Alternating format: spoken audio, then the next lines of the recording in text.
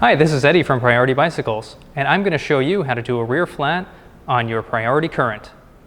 The tools you will need are a 15mm open wrench and a tire lever, and let's not forget a pump. Let's start by detaching the cables and pulling the housing out of the hub interface.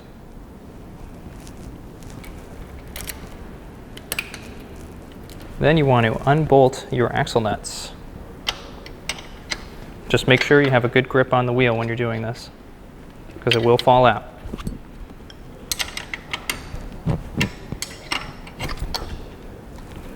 Just get the belt out of the way as you're pulling the wheel out.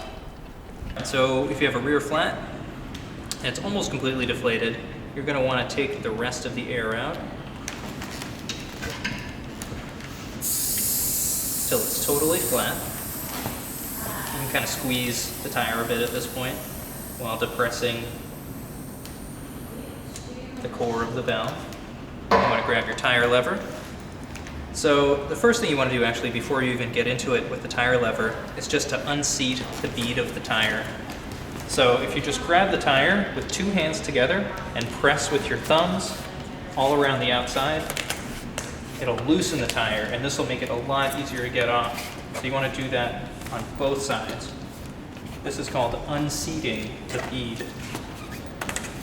So once that tire is nice and loose, now you want to grab your tire lever and just separate the tire so you have a nice clean look at the bead. Then grab your tire lever. The bead's the very edge of the tire that we want to hook over the outside of the rim. So once we get that first part of the bead over the outside of the rim, we're going to hold that over with one hand.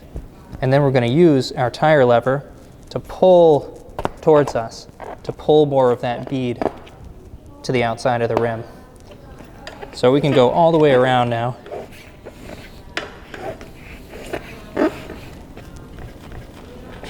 So now we have access to the inner tube, which we can pull out.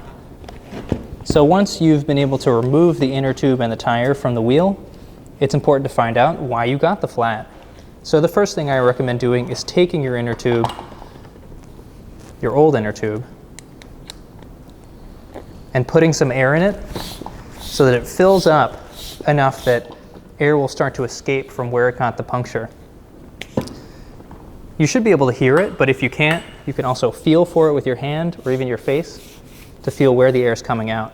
If the air is coming out on the outside of the inner tube, then you know that something went through your tire and punctured the inner tube, in which case you want to go through and just check and feel with your fingers on the inside of the tire and look on the outside of the tire to see if you can find the piece of glass, wire, or whatever it is, thorn, that may have punctured your inner tube. You want to be careful doing this though. You don't want to get cut by this, so you might want to just check through with a rag on the inside or wear gloves while you're doing this. If the cut on the inner tube is on the inside of the inner tube, then you know that that's actually a pinch flat. And a pinch flat can happen when you hit a big enough bump that it bottoms out your tire on the rim and pinches a hole in the inner tube. You might want to make sure that you're airing your tires up enough to the appropriate pressure to avoid that. So now, when you have your new inner tube, you want to put a couple of pumps of air in it and inflate it till it's just about at this state. So it's taking the shape of the tire, and this is the best way to avoid pinching the inner tube when we go to reinstall it in the tire. So I'm going to let a little air out of this actually, so it's perfect. So we take our tube and our tire. I like to align the branding on the tire with the valve of the inner tube. So that should just sit in place in the tire. And now we want to grab our rim. So at this stage you want to check to see if there's a directionality to the tread on your tire. So in pretty much all tires that have tread, if it makes a V, the tip of the V is pointing forward on the bike. So in this case we have a lot of little V's that are pointing this way, which is correct. So the first thing you want to do then is put your valve through the rim. Just make sure that's in there all right. And then you're going to start installing the bead, one bead of the tire. Don't try and do both sides at once. Just start on one side and then work that bead into position. I like to hold the tire like this because you get a lot of control. You get some good leverage with your hands. So you get that one bead on. Usually the first one's pretty easy.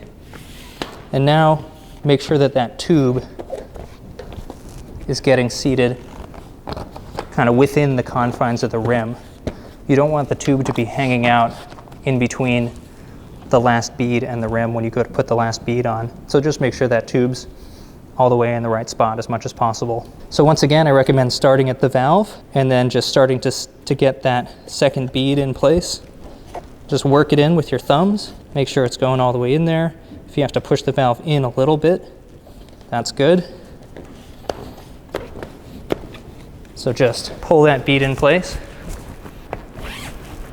You want to use both hands and then just work both sides towards the opposite side of the valve. And then it's going to get kind of tight near the end here.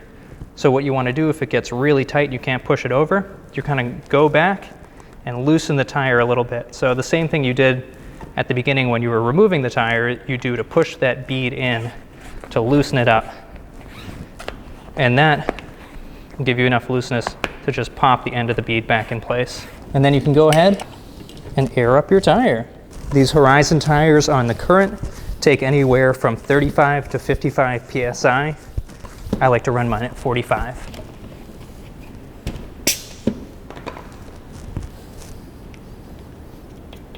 And now you're ready to put it back on the bike. There's a slotted washer that you need to line up with the dropout to get the correct angle for the wheel. So keep that in mind when you bring the wheel back in. You want to grab the belt and loop it onto your sprockets. And then maintain the angle. So you just want to watch the rotor and make sure that it's entering the caliper in between the brake pads. And that the slotted part of your washer is at the correct angle to go into the dropouts. And then just snug up your axle nuts. The wheel may shift at this point, so you're going to want to recheck these with the bike on the ground afterwards.